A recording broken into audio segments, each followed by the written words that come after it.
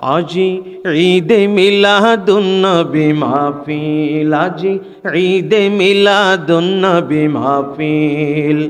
নবীর আশিক কে আছো ভাই হরে শামিল, নবীর আশিক কে আছো ভাই হরে শামিল।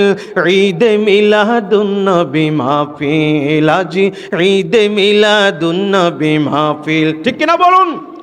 ওরে যে যাকে ভাই ভালোবাসে আগমনে তার হৃদয় হাসে, যে যাকে ভাই ভালোবাসে আগমনে তার হৃদয় হাসে। নবীজিরা জাগমনে আনন্দ মিছিল, নবীজিরা জাগমনে আনন্দ মিছিল।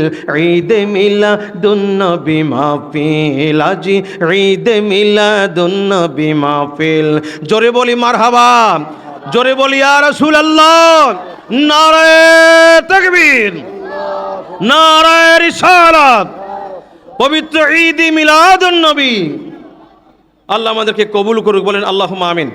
ও মুসলমান, আমরা যদি কোরআনটাকে ঘেটে দেখি, দেখব কোরআনের মধ্যে অনেক নবীদের জন্ম বৃত্তান্ত আলোচনা করেছেন আমার আল্লাহ।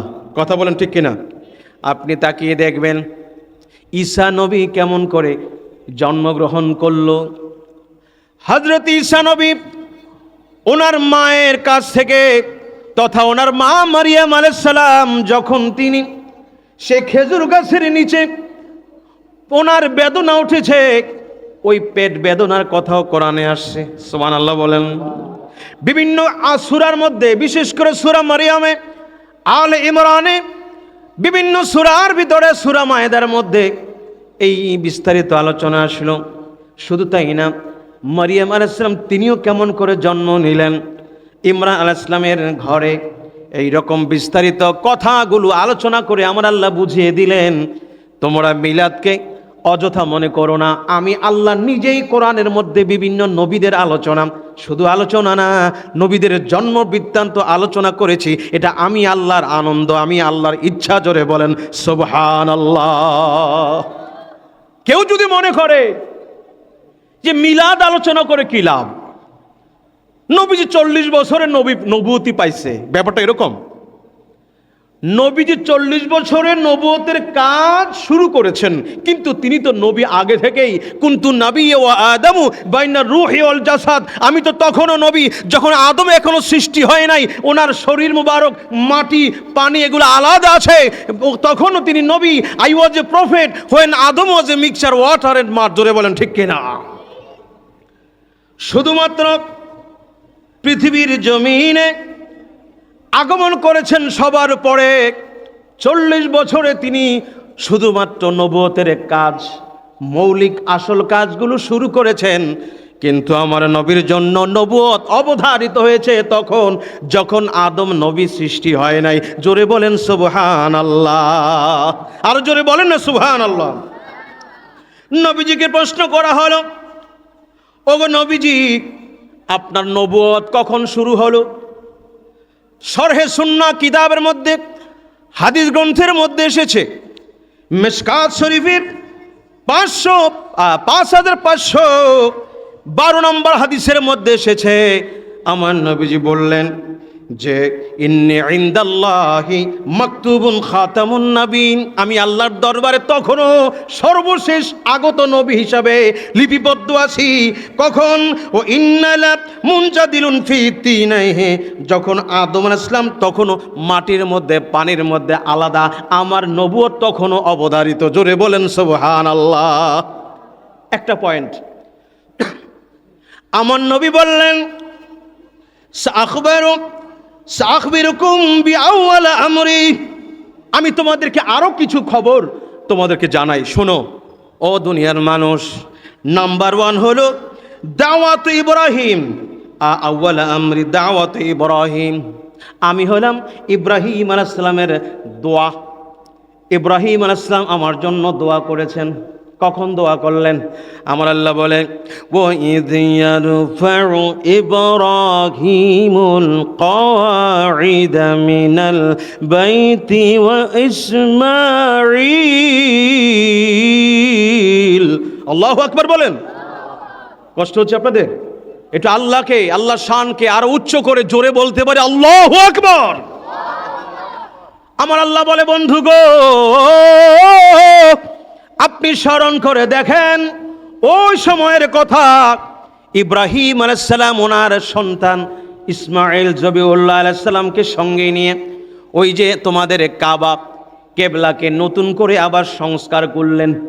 আদম নবীর সময়ও পৃথিবীর প্রথম ঘর, ইন্না আউওয়ালা বাইতি উদিআ লিন-নাসি লাল্লাযী বিবাক্কাতা মুবারাকা হুদাল লিল আলামিন। পৃথিবীর প্রথম ঘর হলো বর্তমান আমাদের মসজিদুল হারাম মক্কা শরীফ। সুবহানাল্লাহ। এখানে পৃথিবীতে মানুষ আসার আগে ফেরেশতারা ইবাদত করতেন, তারপরে আদম নবী ইবাদত করতেন, তারপরে নূহ আলাইহিস সালাম পর্যন্ত ইবাদত চলতো। নূহ আলাইহিস সালামের প্লাবনের সময় আমার আল্লাহ আল্লাহর ঘরকে উঠায় নিলেন জান্নাতে। অতঃপর আবার বললেন, ইব্রাহিম রে, এই মরুভূমি এই খোলা জায়গার মধ্যে আবার তুমি ওই একই জায়গার মধ্যে আমার ঘর নির্মাণ করো। আল্লাহর হুকুম পেয়ে ইব্রাহিম আলাইহিস সালাম ওনার প্রিয় সন্তান ইসমাইলকে যেমন ওখানে আল্লাহ রাখার নির্দেশ দিয়েছিলেন, ইসমাইল নবীর কদমের ছোঁয়াতে জমজম কূপ তৈরি হয়ে গেল, আবিষ্কার হয়ে গেল। সুবহানাল্লাহ। মানুষ নাই, বিরান ভূমি, গাছপালা কিচ্ছু নাই। আমার আল্লাহ বলে, ইব্রাহিম রে, তোমার কলিজার টুকরা সন্তান এবং তোমার প্রিয়তমা বিবি হাজেরাকে ওখানে রেখে আসো যেখানে আমি এক সময় আমার দয়াল নবীজিকে প্রেরণ করব। জায়গাটা আগে সুন্দর করে ঠিক করে নাও, ওখানে কাবা ঘরের জন্য তৈরি করো। ইব্রাহিম আলাইহিস সালাম সেখানে ঘর তৈরি করলেন। এবার তৈরি করে আল্লাহর কাছে কয়, আল্লাহ গো, রব্বানা ওয়াবআস ফীহিম রাসূলাম মিনহুম ইয়াতলু আলাইহিম আয়াতিকা ওয়া ইউআল্লিমুহুমুল কিতাবা ওয়াল হিকমাতা ওয়া ইউযাক্কিহিম ইন্নাকা আনতাল আজিজুল হাকীম। জোরে বলেন সুবহানাল্লাহ। ওগো আল্লাহ, ঘর তো বানানো হয়ে গেল, এবার তোমার দরবারে ফরিয়াদ বলছি, আমার বংশের ভিতরে, আমার এই কলেজের টুকরা ইসমাইলের বংশের ভিতরে ওই রাসূলকে পাঠাও, যেই রাসূল দুনিয়ার মধ্যে আগমন করে মানুষকে ওই আল্লিমুহুমুল কিতাব, কিতাব শিক্ষা দিবে। তার মানে নবীজিও বললেন, বুইস্তু মুআল্লিমান, আনা বুইস্তু মুআল্লিমান, আমি দুনিয়ার জমিনে শিক্ষক রূপে আগমন করেছি। দুনিয়ার কেউ আমার শিক্ষক নয়, জিবরাইল আমার শিক্ষক নয়, আমার শিক্ষক হলেন স্বয়ং আল্লাহ। ঠিক না? আমি দুনিয়াতে শিক্ষক রূপে আগমন করলাম। আমার ইব্রাহিম আলাইহিস সালাম যা বললেন আল্লাহ কোরআনে তাও বললেন, ওই আল্লিমুহুমুল কিতাব, যিনি এসে মানুষকে কিতাব শিক্ষা দিবে, অল হিকমাতা ওয়া ইউযাক্কিহিম, মানুষকে হিকমত প্রজ্ঞা শিক্ষা দিবে এবং পবিত্র করে দিবে। জোরে কন্যা সুবহানাল্লাহ। সেই নবীকে আল্লাহ গো আমাদের বংশের মধ্যে পাঠাও। তার মানে ইব্রাহিম নবীর কাছে আমার নবীর আগে থেকে খবর আছে। ঠিক না? ইব্রাহিম নবী কয় রাসূল পাঠাও, রাসূল, তার মানে আমার নবী আগেই রাসূল ছিলেন। জোরে কোন সুবহানাল্লাহ। আমরা তোমার প্রেমের ভিখারি ইয়া রাসূলুল্লাহ, আমি তোমার প্রেমের ভিখারি। বলেন না, আমি তোমার প্রেমের ভিখারি ইয়া রাসূলুল্লাহ, আমি তোমার ইয়া রাসূলুল্লাহ ইয়া হাবিবাল্লাহ, আমরা তোমার প্রেমের ভিখারি। তোমারই প্রেমের গো রাসূল নেই যে তুলনা, নেই যে তুলনা, নবী গো নেই যে তুলনা। ইয়া রাসূলুল্লাহ, তোমারও প্রেমের গো রাসূল নেই যে তুলনা, নেই যে তুলনা, নবী গো নেই যে তুলনা। হায়রে তোমার প্রেমে পাগল হলো উস্তুনে হান্নানা ইয়া রাসূলুল্লাহ, আমরা তোমার প্রেমে দেওয়ানা। হায়রে আমি তোমার প্রেমের ভিখারি ইয়া রাসূলুল্লাহ, আমি তোমার প্রেমের। ও মুসলমান, ইব্রাহিম নবী বলে রাসূল পাঠাও। তুমি কেমন মৌলবী? তুমি কও নবী নাকি দুনিয়াতে আসার পরে রাসূল হয়েছে? মিলল? কোরআন বলে আমার নবী আগে থেকে রাসূল। ঠিক কিনা বলেন? আমার নবী আগে থেকে যার জন্য নবুয়ত অবধারিত, এবার আগমন করেছেন সব নবীর পরে। এই যে নবীর আগমনের খোঁজ খবরগুলো, নবীজির আগমনের বার্তাগুলো, আগমন হওয়া, পৃথিবীতে তাশরীফ আনা, পৃথিবীতে জন্ম মোবারক নেওয়া, এই বিষয়গুলো হলো মিলাদুন নবী। জোরে কন্যা সুবহানাল্লাহ।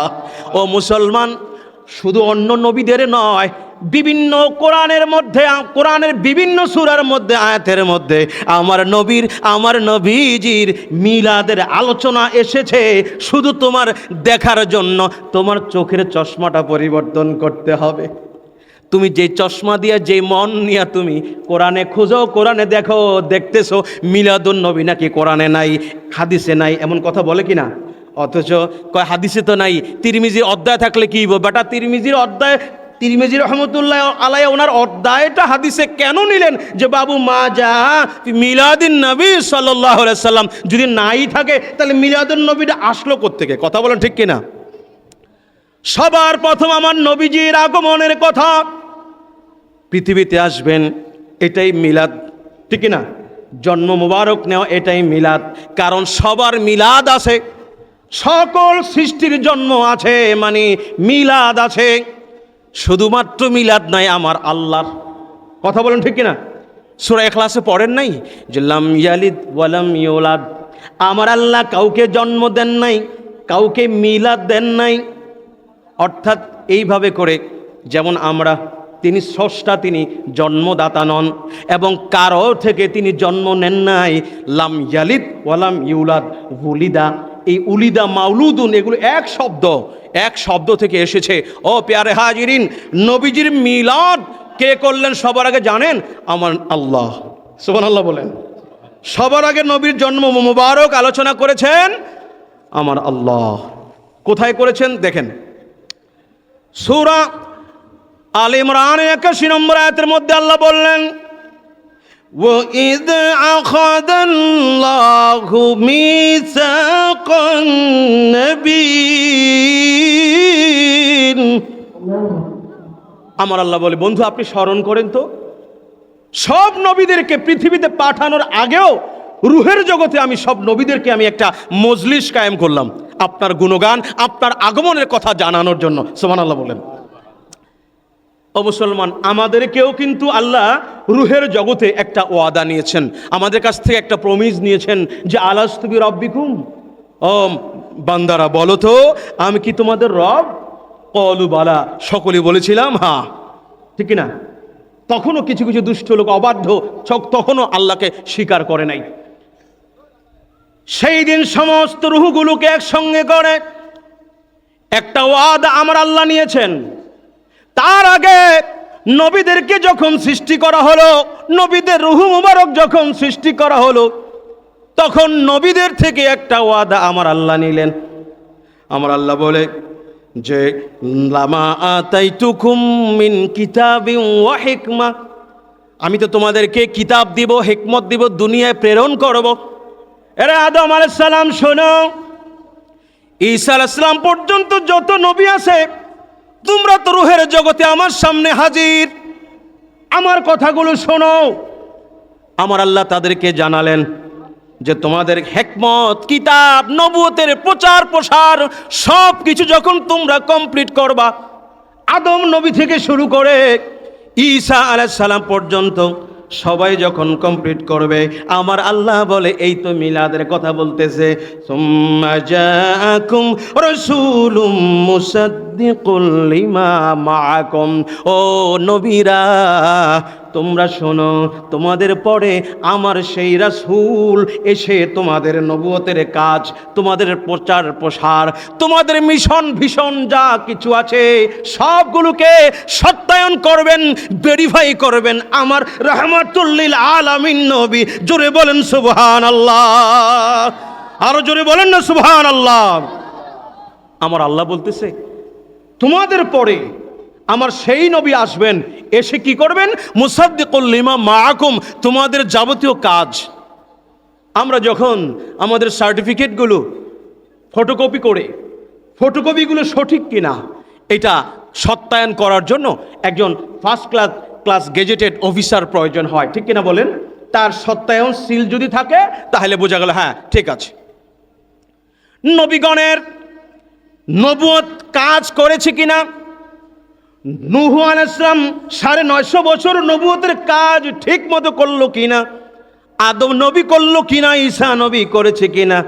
এটার সত্যায়ন আমার নবীর মাধ্যমে আমার আল্লাহ করবে। এবার আল্লাহ বলছেন যে শোনো, তোমাদের পরে আমি সেই নবীকে পাঠাবো যিনি এসে তোমাদের এই কাজকে সত্যায়ন করবেন। শুধু তাই না, তোমাদের দায়িত্ব কি? লা তুমিনুন্না বিহি ওয়া লা তানসুরুন্না, আমার নবীকে তোমরা নবীর উপর ঈমান আনতে হবে, তোমাদের উপরে ফরজ। আমার নবীকে সহযোগিতা করতে হবে, তোমাদের উপরে ফরজ। বলতে পারেন অন্য নবীরা তো আমার নবীর সময় নাই। না না, যে আসবে তাকেই আমার নবীর অনুগত হইয়া সহযোগিতা করতে হবে। ঈসা নবী, ও ঈসা নবী, তোমাকে আমি সশরীরে আসমানে উঠায় নিলাম, তুমি এখনো সশরীরে জিন্দা। কথা বলেন ঠিক কিনা? বার রাফাহুল্লাহু ইলাইহি, আল্লাহ তাকে আরশ আকাশের দিকে উঠায় নিয়ে গেছেন সশরীরে। ও মুসলমান, বাস্তব সাক্ষী আমার নবীজির রওজা মুবারকের পাশে এখনো একটু জায়গা আছে খালি, যেখানে ঈসা নবী পৃথিবীতে আসবেন, আমার নবীর উম্মত হবেন, আমার নবীর নবুয়ত প্রচার করবেন, নিজের নবুয়ত না। সুবহানাল্লাহ কোন। তাহলে আমার নবীর সমসাময়িক যদি কোনো নবী চলে আসে, তাকে তার নিজের শরীয়তকে বাদ দিয়ে আমার নবীর শরীয়ত পালন করা, অনুসরণ করা ওই নবীর জন্য ফরজ। কথা বলেন ঠিক কিনা?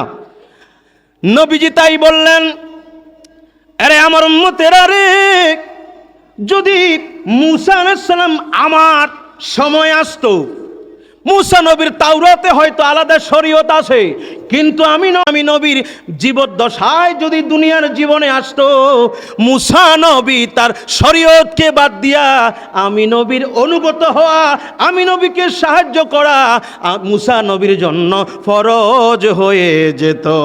আল্লাহু আকবার বলেন। লা তুমিনুন্না বিহি ওয়া লা তানসুরুন্না। সুতরাং সব নবীর সাথেও আমার নবীজিকে তুলনা করা যায় না। মানুষ তো দূরের কথা, কোন নবীর সাথে আমার নবীর তুলনা করা যায় না, কারণ সব নবীরা এক একজন এক একটা এলাকার জন্য, এক একটা জাতির জন্য এসেছেন। আর আমার রাসূল হচ্ছেন জামিন রাসূলুল্লাহি আলাইকুম জামিয়া, আমি সবার জন্য রাসূল, আমি সব জগতের জন্য রহমত। সুবহানাল্লাহ জোরে বলেন। তার মানে বোঝা গেল আমার নবীর শান আলাদা, কোন নবীর সঙ্গে আমার নবীর তুলনা হয়? তিলকার রাসূলু ফাদ্দালনা বা'দুহুম আলা বা'দ। আমার আল্লাহ বলে, যেমন আমার আল্লাহ বললেন অমা মুহাম্মাদুন ইল্লা রাসূল, নবীজি তো রাসূল ছাড়া কিছু নাই। কথা ঠিক, কারণ নবী তো আর আমাদের মতো না, তিনি রাসূল। কথা বলেন ঠিক কিনা? আর হেতেরা মনে করে কি নবী তো খালি রাসূল আর কিছুই না। বেটা তুই কি রাসূল? তুই কি নবী? তো কিছুই না মানে কি নবী আমার মতো নাকি? কথা বলেন ঠিক কিনা? তিনি দুনিয়াতে এসেছেন, তিনি দুনিয়াতে এসেছেন মানবের সুরতে, কিন্তু আসলে তিনি আমাদের মতো নয়।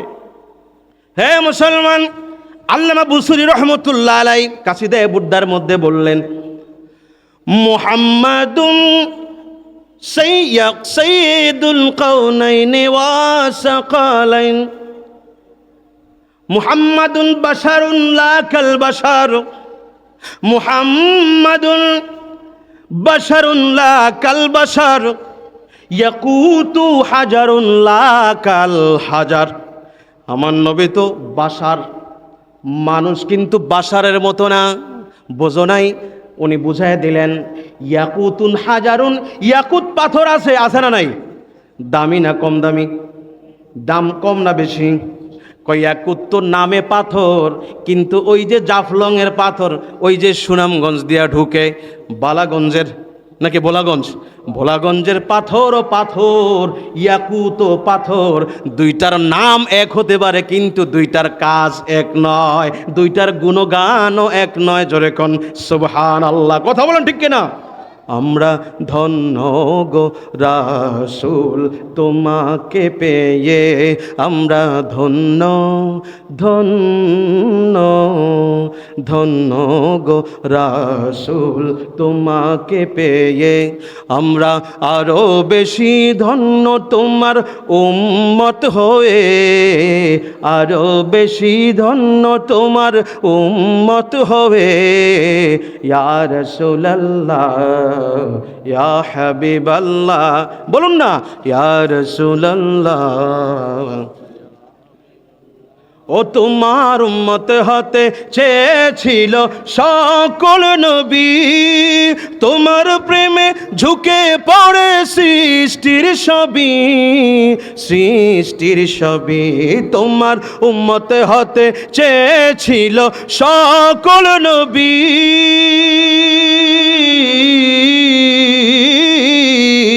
তোমার উম্মত হতে চেয়েছিল সকল নবী, তোমার প্রেমে ঝুঁকে পড়ে সৃষ্টির সবই, সৃষ্টির সবই। তুমি সেই নবী যার কদমে চন্দ্র রবি, তুমি সেই নবী যার কদমে চন্দ্র রবি। ঝুঁকে পড়ে সর্বদাই, ঝুঁকে পড়ে সর্বদাই ভিক্ষুক হয়ে। ইয়া রাসূলুল্লাহ ইয়া হাবিবাল্লাহ, বলুন না ইয়া রাসূলুল্লাহ ইয়া হাবিব। অনেকে বাইরে আছে, দাঁড়ায় আছে, বাবা ভিতরে চলে আসেন, বসে পড়েন, মজলিসের আদব রক্ষা করেন। আদবে কি হওয়া যায়? অলি হওয়া যায়। কথা বলেন ঠিক কিনা? আপনারা তো বাবা শাহজালালের পুণ্যভূমির মানুষ, মারহাবা বলেন না? অলি আউলিয়ার সোহবতে ধন্য, ধন্য আপনারা। আল্লামা সাহেব কেবলা ফুলতুল রহমতুল্লাহ আলের সোহবতের ধন্য মানুষ। কথা বলেন ঠিক কিনা? আপনাদের মধ্যে আদবই থাকবে সবচেয়ে বেশি, কারণ আদবেই অলি হওয়া যায়। কথা বলেন ঠিক কিনা? এই জন্য যারা বাইরে ঘোরাফেরা করছেন, আপনারা দাঁড়িয়ে না থেকে, না ঘোরাফেরা করে আপনারা প্যান্ডেলে এসে সুন্দর করে আদব সাথে বসুন। ইনশাল্লাহ আজকে মিলাদুন নবীর মাহফিলের কারণে আমাদের লাভ হবে না লস হবে? আরে বাবা, আবু লাহাব যদি কাফের হয়ে কবরের মধ্যে গিয়ে আযাব পর্যন্ত তার কমে যায়, নবীর জন্মদিনে শুধুমাত্র তার দাসীকে মুক্ত করেছিল। কথা বলেন ঠিক কিনা? আরে আপনি তো মুসলমান, আপনি তো নবীর উম্মত, আপনার তো কোনো সীমা নাই কতটা যে ভালোবাসার কোনো নির্ধারিত মাপকাঠি দেওয়া যায় না। এটার যে কত পরিমাণ থাকে এটা আল্লাহই ভালো জানে। সুবহানাল্লাহ কোন? হাসান বসরি রহমতুল্লাহ আলাইহি বলতেছেন, আর নেমাতু আলাল কুবরা কিতাবের মধ্যে আসলো, যদি আমার কাছে উহুদের মতো, উহুদ পাহাড়ের মতো স্বর্ণ থাকতো, আর ওই স্বর্ণ যদি আমি ঈদে মিলাদুন নবী, নবীজির জন্ম মুবারকের আলোচনার মধ্যে মিলাদুন নবীর মাহফিলে যদি খরচ করতে পারতাম, আমি ধন্য হয়ে যেতাম।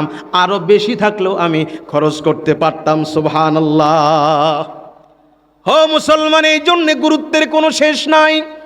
যেই নবীর আজমত, যেই নবীর শান আমার আল্লাহ বাড়ায় দিয়েছেন, কমানোর ক্ষমতা কারো নাই। ও মুসলমান, শুনে রাখুন, শুনে রাখুন, আমার আল্লাহ বলে, আমার আলোচনা যখন হবে বন্ধু গো, আপনার আলোচনা তখন হবে, আমার জিকির যখন হবে আপনার জিকির তখন হবে। আমি আল্লাহ আপনার আলোচনা, আপনার সম্মান বাড়াইয়া দিলাম। ওয়ারাফানা লাকা যিকরাক, নবী গো আমি আপনার জিকির, আমি আপনার আলোচনা বাড়াইয়া দিলাম। আমি আল্লাহর পরে যার আলোচনা সারা পৃথিবীর মধ্যে, সৃষ্টির মধ্যে, স্কুল কায়নাতের মধ্যে হবে, তিনি হলেন আপনি রাহমাতুল লিল আলামিন নবী। আপনিও তো সৃষ্টির সবার আগে, আমি আপনাকে যখন নূরে মুহাম্মদি করে সৃষ্টি করলাম, আপনিও সবার আগে সবচেয়ে বেশি আমি আল্লাহর প্রশংসা করে প্রথম কাতারে একেবারে ফার্স্ট ক্লাস, ফার্স্ট হয়ে নাম লেখায় নিয়েছেন। সুবহানাল্লাহ।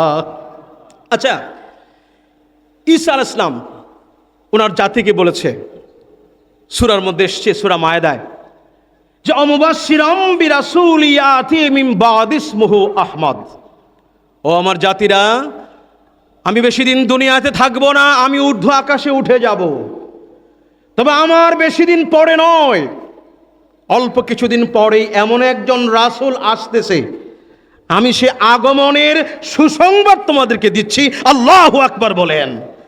তাহলে ঈসা নবীও আমার নবীজির মিলাদ পালন করে, জাতির সামনে নবীজির জন্ম মুবারকের কথা বলে। তুমি কি কোরআনে মিলাদ খুঁজে পাও না? কথা বলেন ঠিক কিনা? শুধু তাই না, তিনি বললেন সুসংবাদ দিলাম সেই নবীর, তার নাম কি? ঈসা নবী বলে তার নাম হলো ইয়াতি মিন বাদ ইসমুহু আহমদ। আমার নবীর নাম হলো আহমদ। আমার নবীজির নাম কি? আহমদেরি নয়ন আমার দাওনা পরোয়ার, আহমদেরি নয়ন আমার। ও মুসলমান, হুজুর আহমদ বললেন, আমরা তো আমার নবীজিকে মুহাম্মদ সাল্লাল্লাহু আলাইহি ওয়াসাল্লাম, আমরা তো নবীজিকে মুহাম্মাদুর রাসূলুল্লাহ বলে চিনি। আহমদ নবীজির নাম আছে না? কি বলে হ্যাঁ আছে। তো আছে না নাই? অনেকে জানি, অনেকে হয়তো জানি না, কিন্তু একটু গভীরভাবে চিন্তা করো। যারা আমার নবীজিকে দুনিয়ার হিসাব করো, যারা আমার নবীজিকে দুনিয়ার মধ্যে 40 বছরের নবী হয়েছে বলো, একটু চিন্তা করো। কোরআনের মধ্যে আমার নবীর নাম দেওয়া গেল, দেওয়া হলো আহমদ। কে বললেন? বললেন ঈসা নবী। তিনি আমার নবীকে আহমদ বলে চিনেন। তার মানে ঈসা নবী দুনিয়া আসার আগে ওই যে রুহের জগতে আমার নবীর এত সম্মান আমার আল্লাহ তাদেরকে জানায়া দিছে, নামটাও পর্যন্ত ঈসা নবী তার জাতির সামনে বলে গেল। সূরা মায়েদা তার প্রমাণ, জিয়াতি মিম বাদ ইসমুহু আহমদ। আমি মিলাদের আলোচনা করতেছি, ও আমার জাতিরা, ঈসা নবী বললেন আমার পরে যেই নবী আসবে তার নাম হবে আহমদ। জোরে কন্যা সুবহানাল্লাহ। এবার আমরা বুঝেন, পীর আউলিয়ারা আমাদেরকে বলতেন আমার নবীজির আসমানে নাম হলো আহমদ, জমিনে হলো মুহাম্মদ। সুবহানাল্লাহ কোন। এইবার একটু এটা চিন্তা করেন, আহমদ এটা আরবি শব্দ, তাই না? আহমদ হচ্ছে ইসমে তাফজিল, একেবারে সবচেয়ে বেশি। আমরা আল্লাহকে কি বলি? আল্লাহু আকবার বলি কিনা? কেন? আল্লাহু আকবার, আল্লাহ মহান, সবচেয়ে মহান, নাকি? আল্লাহু আকবার, আল্লাহ সবচেয়ে বড়। সবচেয়ে জিনিস যেটা মহান, সবচেয়ে বড়, ওটাই হলো ইসমে তাফজিল। ইংরেজি যারা জানে তারা জানে যে এটা হলো সুপারলেটিভ ডিগ্রি, সবচেয়ে বেশি, ওয়ান অফ দ্য বেস্ট। আমার নবীর নাম আহমদ, অর্থটা কি? নবীজি হলেন সবচেয়ে বেশি প্রশংসাকারী।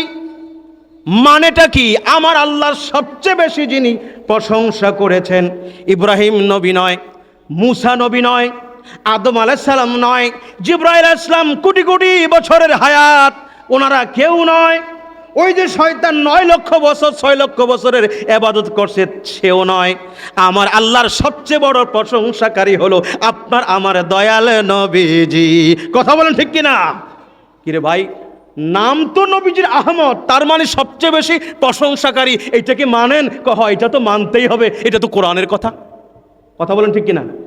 তা আহমদ যদি নবীর নাম হয় সবচেয়ে বেশি প্রশংসাকারী, এবার আমার প্রশ্নটা আপনাদের কাছে, যারা নবীজিকে দুনিয়ার 23 বছরের নবুয়তের জীবনের কথা ভাবছো, অথবা যারা নবীজির শুধুমাত্র দুনিয়ার 63 বছরের জীবনের কথা ভাবছো, আচ্ছা বলেন তো 63 বছরে কি এতটা আল্লাহর প্রশংসা করা যায়?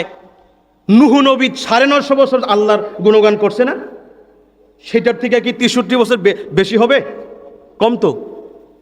ইব্রাহিম নবী করলেন, আদম নবী করলেন, লক্ষ লক্ষ কোটি কোটি বছর জিবরাইল করতেছে, ফেরেশতারা করতেছে, তাইলে কেমনে কইরা আমার নবী সবচেয়ে বড় প্রশংসাকারী হলেন?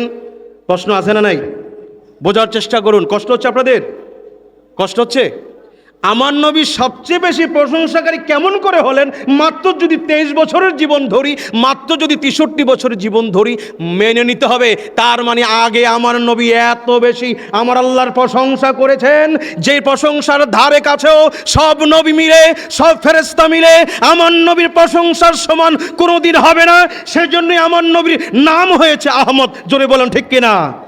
এই কথা যদি তুমি মানতেই হবে তোমাকে, আর মানলেই তুমি দেখবা আমার নবী খালি দুনিয়াতে বাশারের সুরতে আসছে এটাই নয়, আমার নবী আগেও আল্লাহর দরবারে ছিলেন। কখনো তিনি নূরে মুহাম্মদী হয়ে ময়ূরের সুরতে শাজারাতুল ইয়াকিন নামক গাছের মধ্যে ছিলেন, কখনো তিনি আল্লাহর 70,000 নূরের পর্দার চতুর্থ পর্দার মধ্যে তারকার সুরতে ছিলেন। জোরে কোন সুবহানাল্লাহ। গভীরভাবে চিন্তা করুন।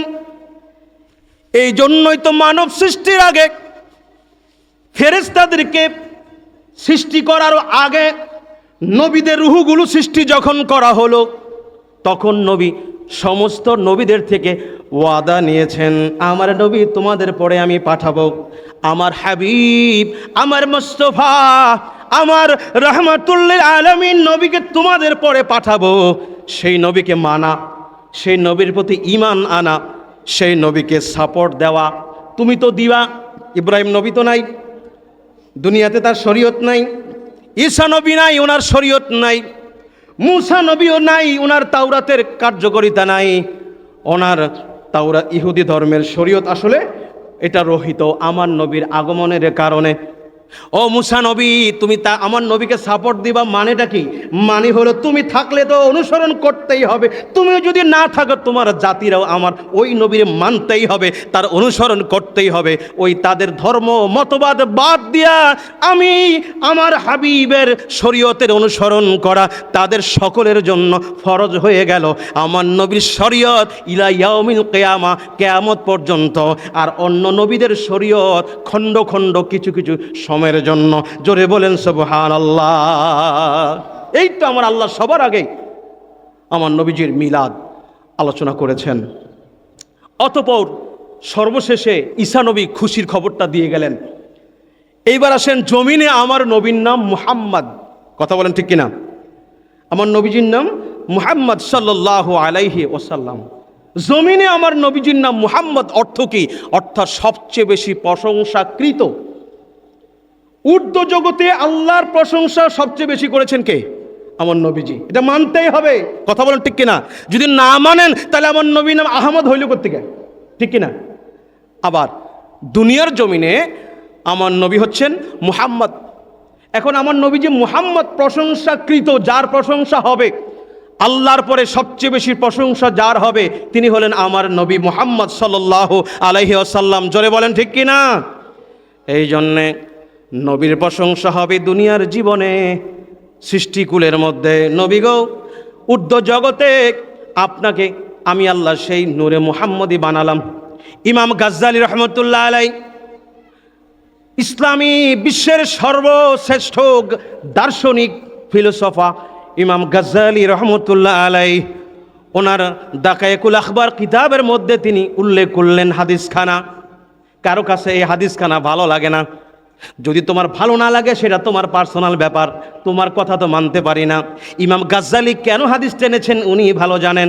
ওনাকে আমাদের মানতে হবে, ওনাকে অনুসরণ করতে হবে, কারণ তিনি হলেন একজন শ্রেষ্ঠ দার্শনিক। তিনি হাদিস টানলেন যে আমার নবীকে আমার আল্লাহ সবার প্রথমে বানাইয়া ময়ূরের সুরতে একটা গাছের মধ্যে, শাজারাতুল ইয়াকিন নামক গাছের মধ্যে সবার প্রথমে আমার নবীকে একটা সাদা পাত্রের ভিতরে আমার নবী যে আমার আল্লাহ রেখে দিয়েছেন। সুবহানাল্লাহ। সেই ময়ূর আমার নবীজি এত সুন্দর। দুনিয়ার ময়ূর সুন্দর কম না বেশি? কথা বলেন। দুনিয়ার ময়ূরের সুরত সৌন্দর্য কম না বেশি? মেঘের মধ্যে ময়ূর কি সুন্দর করে তার পাখা ছড়ায় নাচে কিনা? এটা তো দুনিয়ার ময়ূর, আর ওই জগতের ময়ূরের তুলনা তো হয় না। আর সেখানে আমার নবীজিকে আল্লাহ কতটা চমৎকার করে বানালেন এটা তো আমরা ব্যাখ্যা দিতে পারবো না। ময়ূরের সুরতে আমার নবীজি আল্লাহকে আল্লাহ বলে ডাকছেন। ইমাম গাজ্জালী রহমতুল্লাহ আলাইহি বললেন, একদিন নয়, দুই দিন নয়, 70,000 বছর ধরে আমার আল্লাহকে আল্লাহ বলে ডাকার পরে আমার আল্লাহ খুশি হয়ে নবীজিকে ভাবলেন, ও আমার বন্ধু, তোমাকে আমি কত সুন্দর করে সৃষ্টি করেছি, একটু দেখো। দেখার জন্য একটা লজ্জার আয়না নবীজির সামনে দিলেন। আমার নবীজি নিজের চেহারা মোবারক দেখে আনন্দিত হলেন, লজ্জিত হলেন এবং আল্লাহর শুকরিয়ার জন্য আনত নয়নে পাঁচটি সেজদা করলেন। ও মুসলমান, আজকে উম্মতে মুহাম্মাদের জন্য 5 ওয়াক্ত নামাজ ফরজ হয়ে গেল। ওই কারণেই 5 ওয়াক্ত নামাজ আমাদের জন্য ফরজ হয়েছে। যদিও 50 ওয়াক্তের সাধারণ হিসাব আছে, এখনও আছে, কারণ 1 এ 10 নেকি, 5 ওয়াক্ত নামাজ পড়লে 50 ওয়াক্ত নামাজ, ঠিক না?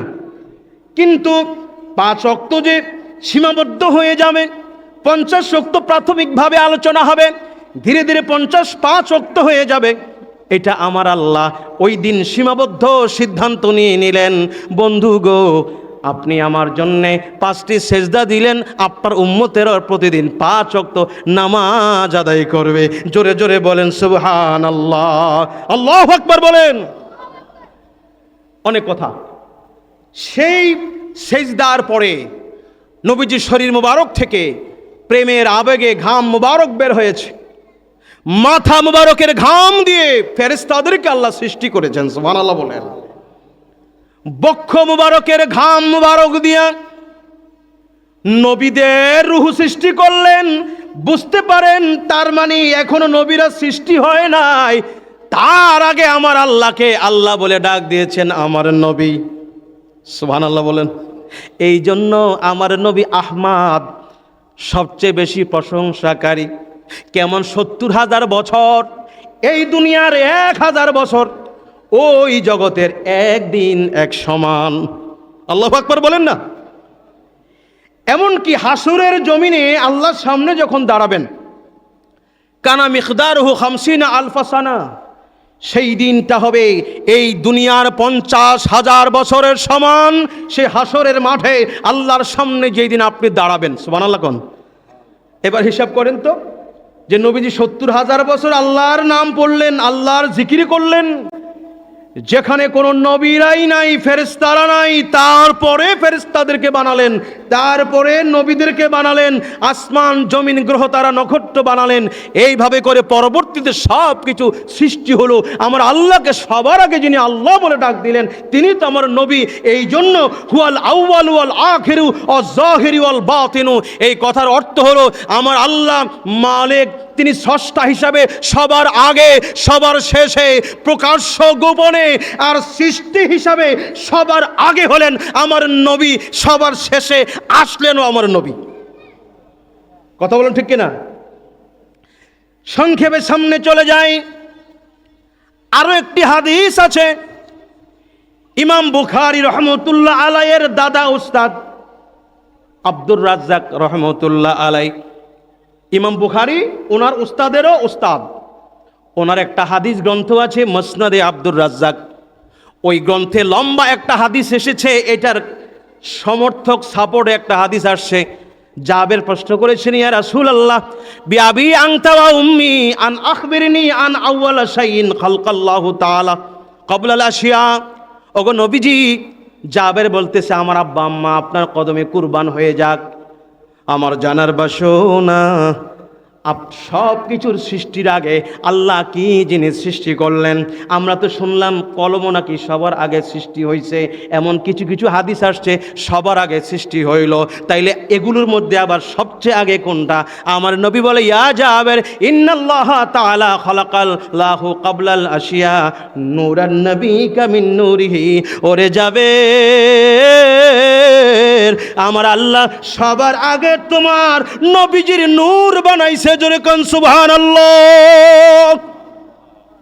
আলাম ইয়াকুন ফি যালিকাল ওয়াক্তি লাউহুন ওয়ালা কালামুন ওয়ালা জিন্নুন ওয়ালা ইনসিউন ওয়ালা জান্নাতুন ওয়ালা নারুন ওয়ালা মালাকুন ওয়ালা সামাউন ওয়ালা আরদুন।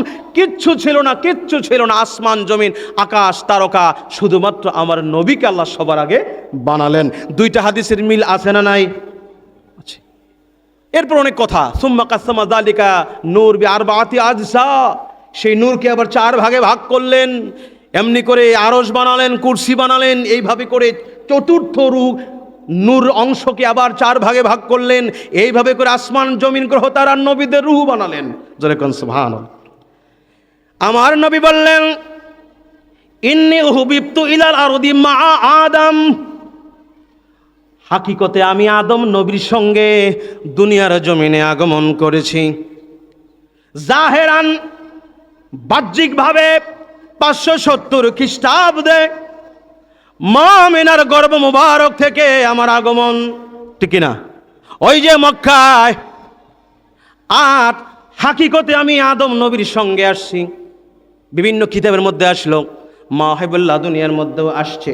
আল্লামা কাসরুনি রহমতুল্লাহ আলাইহি বলতেছেন, আদম নবীকে আল্লাহ যখন প্রথম বানাইলেন, ওনার বডিটা, শরীরটাকে বিভিন্নভাবে 6টা প্রক্রিয়া করে যখন ওনার শরীরটাকে বানানো হলো, মিন তিন ইল্লাজেব হামিন হামা ইম্মাসনুন মিন রকম ইন্নি খালিকুম বাশার। এরপরে সর্বশেষে যখন শরীরটা বানাইলেন আগুন পানি মাটি বাতাস দিয়া দীর্ঘ 120 বছর লাগাইয়া কয়েকটা ধাপে ধাপে যখন বানালেন, বানানোর পরে এইবার শরীরের মধ্যে অন্ধকার। কারণ রুহু নাই তো, রুহু না থাকলে না আলো, রুহু না থাকলে তো শরীর আছে না নাই, শরীরের মানে কর্মক্ষমতা আজ থাকবে রুহু না থাকলে? এমন একদিন আসবে তোমার, এমন একদিন আসবে তোমার, ঘর যাবে পরে, ঘর তোমার পড়ে যাবে কাল বৈশাখী ঝড়ে। আসবে কিনা? আসবে কিনা বলুন? ওরে বাবা গেল, দাদা গেল,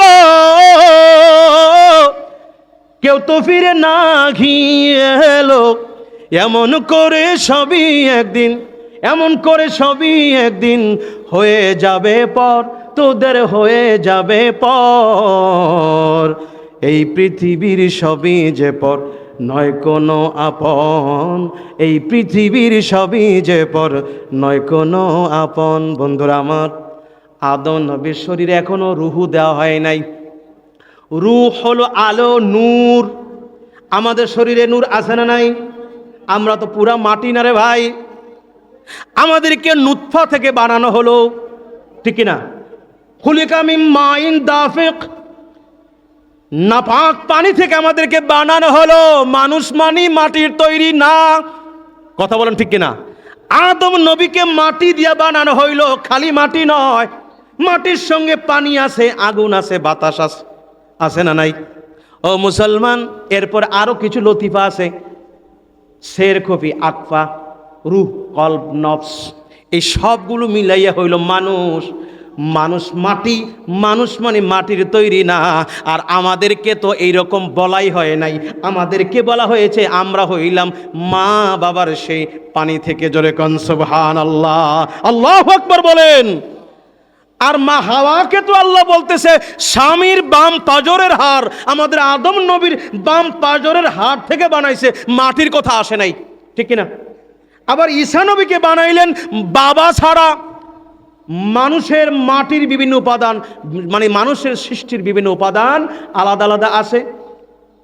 আদম নবীকে বানানোর পরে রূহ ভিতরে প্রবেশ করানোর জন্য আল্লাহ বললেন, রুহুকে হুকুম করলেন, রুহু তুমি যাও আদমের ভেতরে।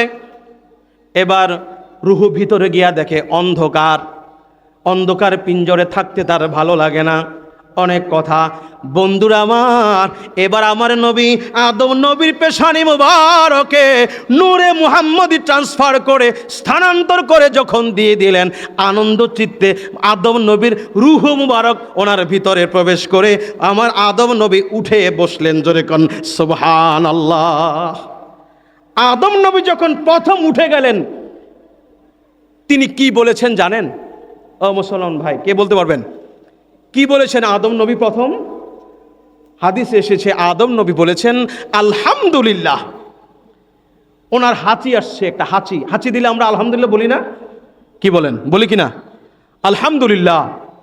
আমার আল্লাহকে বন্ধু গো, আপনার আদি পিতা আদম যখন রুহু দেওয়ার পরে উঠে দাঁড়ালেন, বললেন হাঁচি দেওয়ার পরে আলহামদুলিল্লাহ, আপনার উম্মতেরাও হাঁচি দেওয়ার পরে বলবে আলহামদুলিল্লাহ।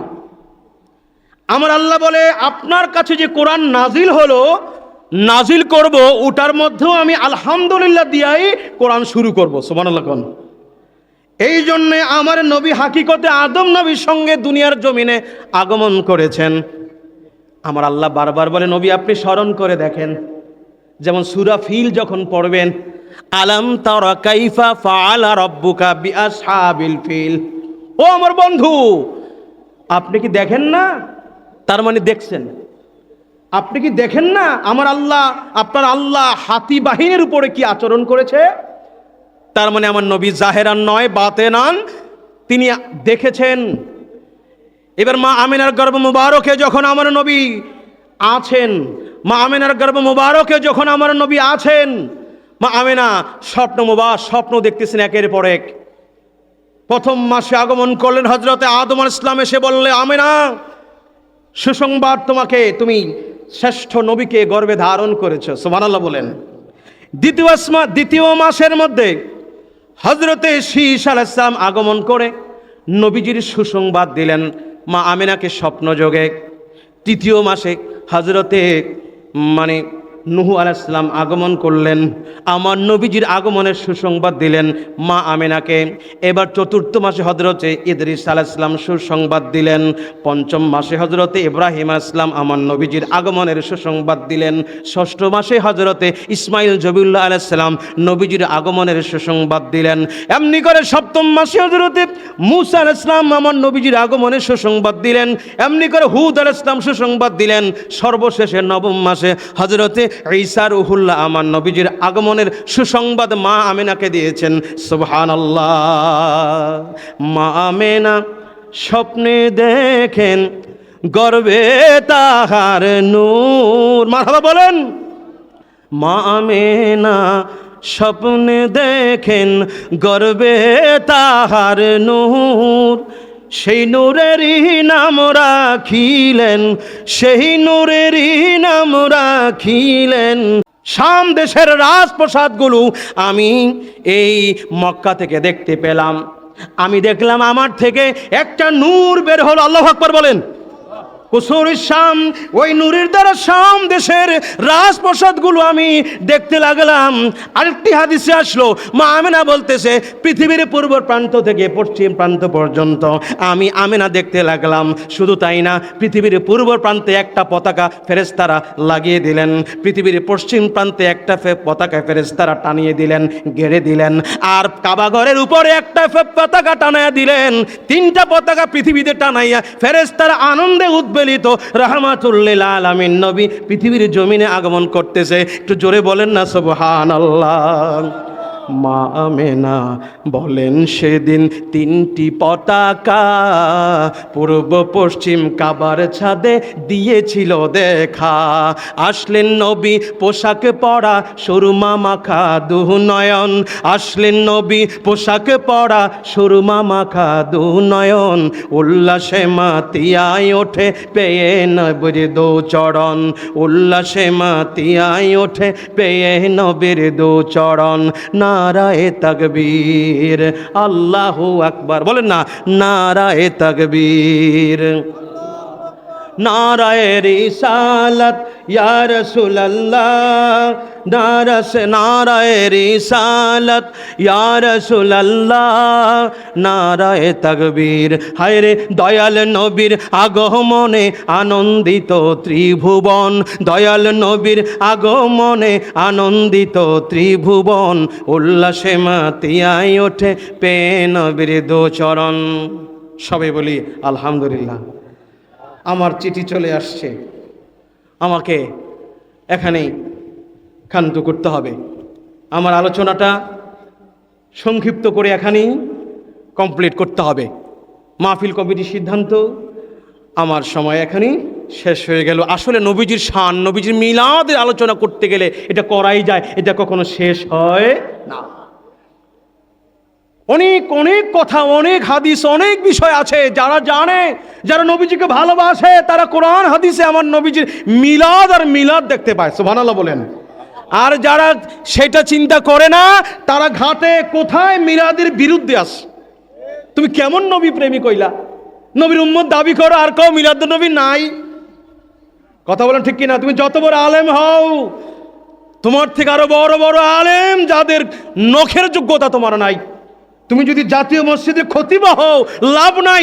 তোমার থেকে কোটি কোটি দামি বড় বড় আলেমরা মিলাদুন নবীর কথা বলে গেছেন। কথা বলেন ঠিক কিনা? সুতরাং মিলাদুন নবী মানে নবীজির জন্ম মোবারক। আরে ভাই, নবীজির মিলাদ যদি নাই থাকে তাহলে নবীজির সিরাত আসবে কোত্থেকে? কথা বলেন। নবীজির জন্ম মোবারক যদি না হয় তা নবীজির জীবন আদর্শ আইবে কোত্থেকে? এই জন্য মিলাদ যার, সিরাত তার। আমরা আমাদের মিলাদুন নবীও লাগবে, সিরাতুন নবীও লাগবে। মিলাদুন নবী দিয়ে শুরু হবে। আরে বাবা, যত সিরাতের কিতাব, নবীজির জীবনের কিতাব, এমন কোনো কিতাব নেই যেখানে শুরুটা আমার নবী মিলাদ দিয়ে শুরু হয় নাই। সুবহানাল্লাহ কোন? তার মানে বোঝা গেল মিলাদ কিতাবের মধ্যে আছে, লিখলে দোষ নাই, বললে আবার দোষটা হয় কেন? কি বলেন? আমরা মিলাদ পড়ি, পড়লে দোষ কেন? অথচ সব কিতাবে, সব সিরাতে কিতাবে মিলাদ আছে। আল্লাহ আমাদেরকে বুঝার তৌফিক দান করুক। সকলে বলি আল্লাহুম্মা আমিন। আজকে পবিত্র মিলাদুন নবীর মাহফিল থেকে আল্লাহ আমাদেরকে পরিপূর্ণ ফাজাইল অর্জন করার তৌফিক দান করুক। বলি আল্লাহুম্মা আমিন। ওলিয়া আউলিয়াদের পথে আজীবন থাকার মতো তৌফিক আল্লাহ আমাদেরকে দান করুক। সকলে বলি আমিন।